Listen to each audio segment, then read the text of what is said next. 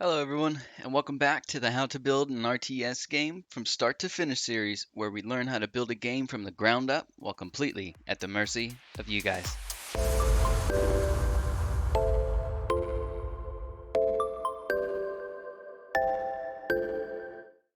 Hey guys, so in our last video, we decided to add a little bit more functionality to our units, as well as we learned a little bit about customizing our inspector. If you haven't seen that one yet, you should check it out as we're going to be using the same project as we did before, and I'll go ahead and link that in the card and in the description below. This time, we're going to clean up a little bit on how we are actually accessing our unit stats, as well as making our enemy aggro when we walk too close and he will begin to chase us to start attacking us. So the first thing we need to do to start cleaning things up just a little bit is we are going to open our unit handler script, and we're going to kind of go through each script and we're going to change up our singletons just a little bit so we can start accessing functions at the correct time and initializing things properly, because start is actually one of the last things that gets called whenever the game is starting. So we want our instance to be called before anything in the start function initializes. So to do that, we are going to say private void, void awake. Now the reason we're using awake is because awake happens before start. So now the instance will always be active, meaning if something has to reference this script, it'll already be active and it can reference it before this. They can reference it in their start menu and will already be active because we activated an awake. So we need to make this happen as well in our input handler. Let's see. So we scroll to the top here, private void awake. Oops.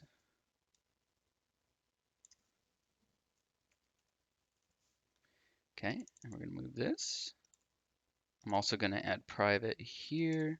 Don't really need to, but it makes me feel more comfortable having things uniform. And now we also need to do this in our player manager, I believe.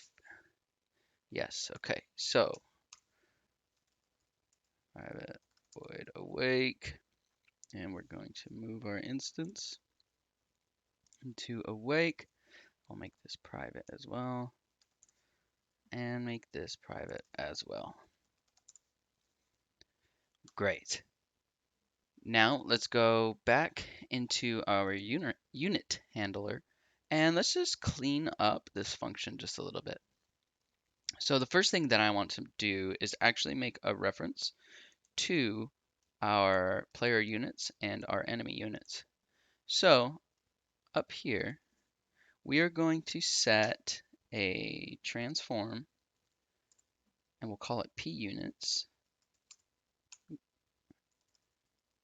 Transform p units. And we want to access our player manager here, right? So we're going to make it so we don't have to do these extra steps. So let's head up here to the top. I'm going to say using lp.fdg.player. Okay. Now we can actually come down here and just say using player manager dot instance dot player units. Now we'll do the same thing, but we're going to make it for our enemy unit. So we'll just copy this, and I'll change this to E units, and this will actually be enemy units. There. Now in our if statement, we can remove all of this and just say if it's equal to P units. And this will just say E units. Now, before we can actually access our enemy stats, we need to make our first enemy AI script. So let's go back into Unity. It's going to compile a little bit here. And then we'll create a new C# script. We're going to call this enemy unit. Okay. Now let's go on ahead and open this back up into Visual Studio. We need to make our namespace. So I'm going to put namespace lp.ftg. We are messing with units, and this time they're not the player units, or enemy units. Yeah, enemy units. Okay, oops. Now we'll remove all of this and place it inside. I'm going to get rid of everything inside of this as well. We also do want to add using Unity engine.ai. This will allow us to access our AI functions. So first thing we want to do is require, and we're going to use a type of NavMeshAgent. So again, this just places a NavMeshAgent onto our object if it's not already there. Okay.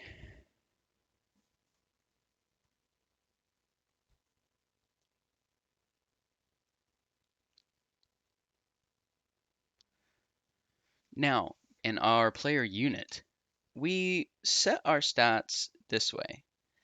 And I actually think that there's going to be a lot better way of handling this, and it's going to make it cleaner and easier to build on in the future. So in order to do that, let's head back over into Unity, and we're going to create another script, and we're going to call this unit stat types. Okay. Then we'll open this up in Visual Studio. Now let's add our namespace. So again, we're going to say namespace lp ftg, and we're editing units, right? So we'll remove this, place it on the inside.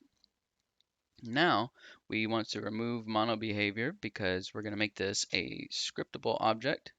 And now we're going to remove everything from the inside, and inside of this class, we're going to create another class called base, because they'll be our base stats. Okay. Now, this is where we'll actually store those stats. So we're going to do a public float, and I'm changing this from int to float because we'll be able to mess with our cost and distances a little bit better with floats later on. So we're going to say this is we have a cost, right? And we had, well, first thing too is we need to add something else. So we're going to need an aggro range, right, for our enemy. So let's add that in.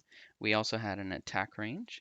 We had attack, we had health, and we had armor. Okay. Now, in order to see these in our other, to serialize these in our other classes, let's actually put a system.serializable. Okay. So then we'll save this. And now this is going to also allow us to create multiple different type of stat templates for our unit templates. So later on, we could come down here and say upgrades or, whatever else we need to add later on. So let's go on ahead and fix this now in our basic unit. So the first thing we need to do is just get rid of all of this. And we're going to say public unit stat types dot base. Okay. And we're going to call this base stats. Okay. We need to actually fix this in our unit handler as well. Otherwise, we're going to get compile errors and we're not going to get to see these changes, right? So we're accessing our unit, but now we're not just directly accessing the cost, right? We're accessing this cost, okay? So we're accessing its base stats. So in our unit handler script, just add base stats dot cost. Okay. So what I'm going to do here is I'm just going to copy this up to our dot here, here, here, and here. Now we also added another thing here, and we need to also make these floats. So we're fixing this now so we don't forget later, okay? Because we can't change a int between int and float because a float can have decimal points and an int cannot. So after this one, we had a float aggro range, right? Okay. So now in here, we're going to have to also add unit.baseStats.aggro range. Okay. I'm just going to split this up a little bit so you can see it better. And then in here, we just have to add another 0 because we added one more stat. And now that fixes this function. So let's just come down here and we'll fix it here as well. So in order to fix these ones, the first thing that we have to do is we have to go back to our player unit, right? Because we're not going to be setting these anymore. And now we have an easier way of doing this. So we're going to do the same thing that we did in our basic units, but we're going to create a new one, right? So public unit stat types dot base, okay? And then we're going to call this base stats. So now let's save that and head back over into our unit handler. And since we already copy pasted the .base stats there, I'm just going to do it here as well. So we can say base stats. And I'm actually going to show you a trick here now too. So if I hold Alt and Shift, and then I just drag my mouse where I want to go, it highlights each one of these lines, and I can press Control V to paste, and it pastes them all. Now I also need to add in another one. So we're going to say PU base stats, and we have aggro range, right? So equals stats dot aggro range. Now, because we have all of this set up, all I have to do is copy this, and we're going to put this in for our enemy stats. But instead of PU, you notice we have to access our enemy unit script. So we're just going to change this to EU, okay? And we're going to say EU, and we have to reference it here too. So we can actually just cut this out because there's no need for it to be there, right? So we'll just put it here. Okay, so player unit PU, okay. And then I'm just gonna paste it here as well because it's easy to edit. And instead of player unit, right, we need our enemy unit script now. So we don't access player, we just access our enemy. So enemy dot enemy unit.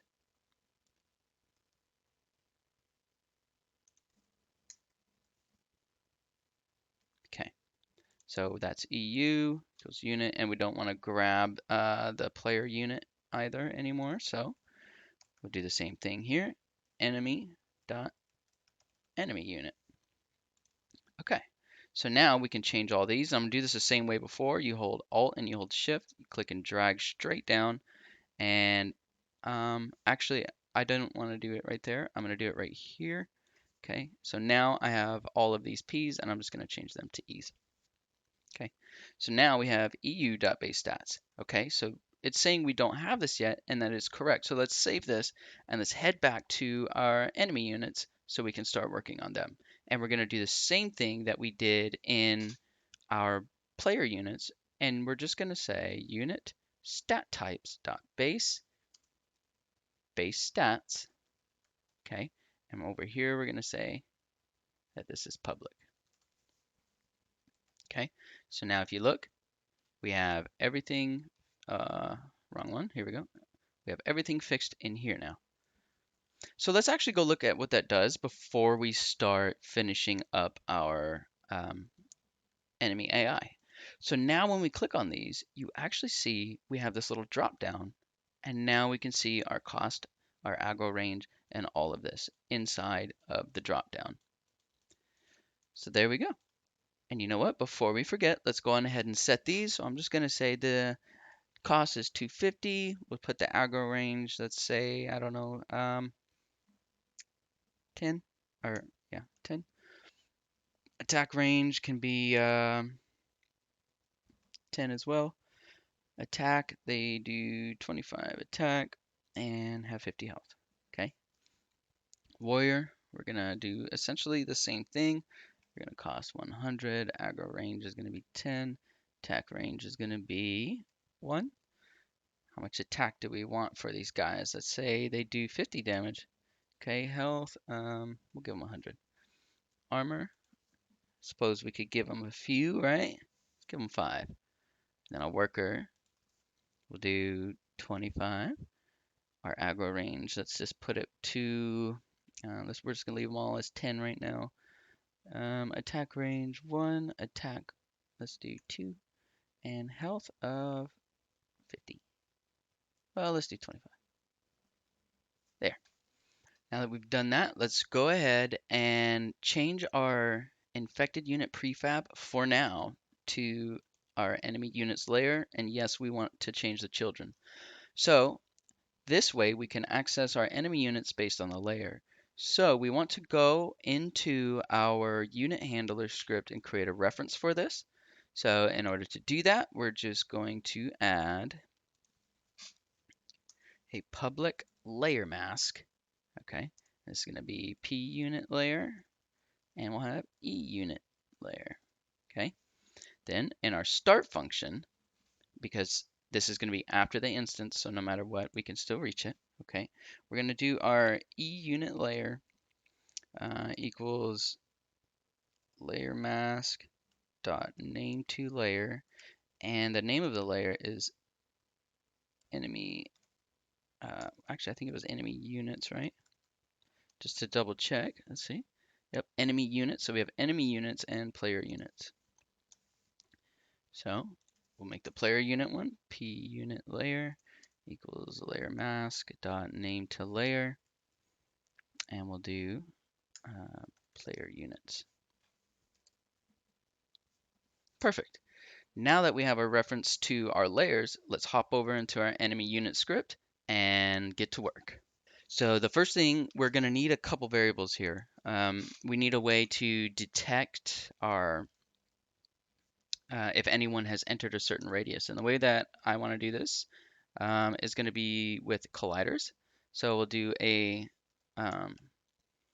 collider array, and we'll just call this, I don't know, range colliders. Okay. And then we'll also do we want a transform, right? So we can set the target. So we'll do our aggro target. Then we will check if we even have aggro, because if we already have aggro, there's no need to keep setting it. So has aggro, and we'll just default this to false. Okay. We also want to be able to check the distance between us and the person we're chasing. Otherwise, we'll never know if we need to stop or not, right? Because we want to keep running if our distance isn't where our point of destination is, right? So let's do or if our distance is greater than our point of destination. So private, let's make this a float distance. Okay. So now that we have our variables, let's first add a way to check if our targets are within our range. So let's write a private void, let's call this check for enemy targets. Okay. Inside, we're going to set our colliders. And we're going to make these, we're basically going to set a sphere distance around our character to check if anything enters this area. So we're going to do we need to access physics. So physics dot overlap sphere. And we want this to be placed on this unit's transform position, and the size of it, we're going to use our aggro range. So we want to access our base stats dot aggro range. Okay. Now we need to check if what entered this was actually an enemy target and not maybe just, a house or a bird or something like that.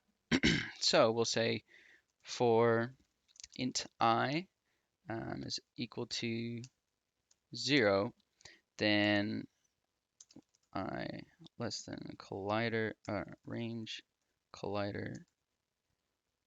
Oh, I was wondering why this was spelled all weird. Okay, range colliders. There we go. Okay, I is less than range colliders dot length. Then I plus plus. So we're going to check starting at the start of our collider length. We're going to check each one of them, and we're going to the first thing we want to know is if the range collider that we're currently on, which is why we're going to use the I, if it's game object layer. So if the object that we're checking, if it's currently on our unit handlers, we need to check instance and then player unit layer.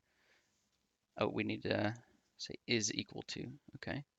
So if it's on our player unit layer, that means it's one of our player units, right? So in the case that it is, then we're going to set our aggro target equal to our collider, our range colliders, I game object dot transform.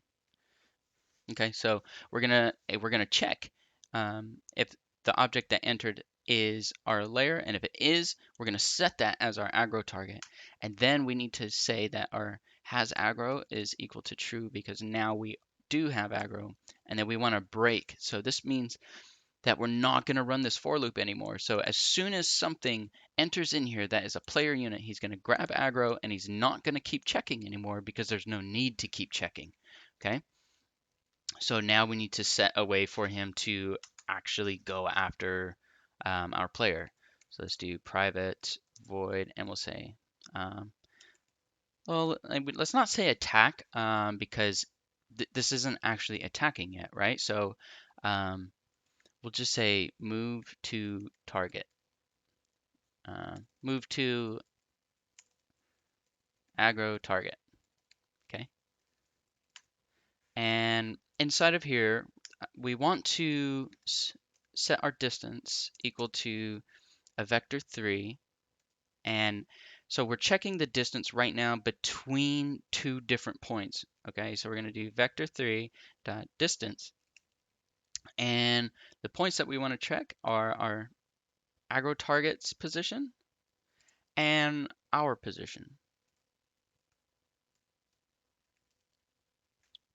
Okay. Now, we want to have our NavMeshAgent. We're going to set our stopping distance, which is going to mean we don't necessarily have to get directly to the point we said, because if this is our player on this point, if we set our destination to this point, he's going to want to run all the way into the point. So we're going to set a stopping distance so he can stop here and assume he's at the point. Okay, so we need to access our NavMeshAgent, which we have not set yet. So let's come down here and we'll do private void start, and we need to set a NavMesh. So let's get a reference to our NavMeshAgent. So we'll say NavMeshAgent, NavAgent, okay, and we'll set this to private. Okay, and then in our start function, we'll just say NavAgent is equal to game object dot get component nav mesh agent. Okay. Now that we have access to our nav mesh agent, then we want to put our nav agent dot stopping distance. Okay, and this is going to be equal to our base stats dot attack range, right? Because if we don't have to run all the way up to them, then there's no point in running all the way up to them. If I could shoot you with a gun, I don't need to stand point blank to do it, right? So let's say base stats dot attack range, and I'm gonna do +1 here because we had some of our units set with only an attack range of 1, which it doesn't give them enough space for our units right now, and this will actually be adjusted later on depending on what our actual models look like, right? So um, there's our stopping distance. Now let's do, we need to check if our distance is less than or equal to our base stats aggro range. So we're going to check if we're within range, and if we aren't there yet, then we'll put our NavMeshAgent set destination, and we're going to set that to our aggro target dot position. There. Okay, so now we need a way to call these functions. So let's just, for now, we're just going to put this in just straight into our update, okay? And the way that we're going to do this is we're going to check if we have aggro or not, okay? And we don't currently have a way to set aggro to false because we're not actually killing a unit yet. We're not necessarily ever going to get out of range, but this is going to at least make our aggro work. So we'll say if we do not have aggro, then we're going to check for enemy targets. Okay. If we do have aggro, then we're going to move to our aggro target. All right, now let's go on ahead and hop back into Unity and give it a whirl. First, actually, though, we need to make sure we put our enemy unit script onto, we're just going to slap it on infected unit for now, just because they're red and they're what we're testing with. So let's hop down here. We can look at workers, infected unit. Let's just make sure it added that NavMeshAgent, which it did. If it didn't, then you actually want to remove this object and then place a new one in there. Or you might have placed it on there too soon and you need to just remove the script and re-add the script. Okay, so now when we hit play, it looks like we were already in the range, right? So let's actually move this out a bit, and we're going to rearrange our units so that way we can really see this happening. We're going to set our units here on the right side of the screen. We'll put the enemies on the left side. Okay. Now when we hit play, you'll notice that if I grab this unit and I run into his range, he's going to start chasing me. And I can run away and he'll just keep following. Now the other good thing about this is because we make it stop after it gets a target, we could grab all of these guys and run in here, but the first one that he sees, that's his target, right? So now if I was to move him, he's still going to chase him, right? He's not just going to switch targets. He already has his aggro target. And there you have it, guys. We can actually run away from enemies that are chasing us. Our enemies will aggro whenever we get in their range, and they'll stop within a certain distance for us to adjust for their attack range. And we've also set up a way to make our unit stats a lot cleaner and easier to build on in the future. So I really hope you guys enjoyed this one. And until next time, peace.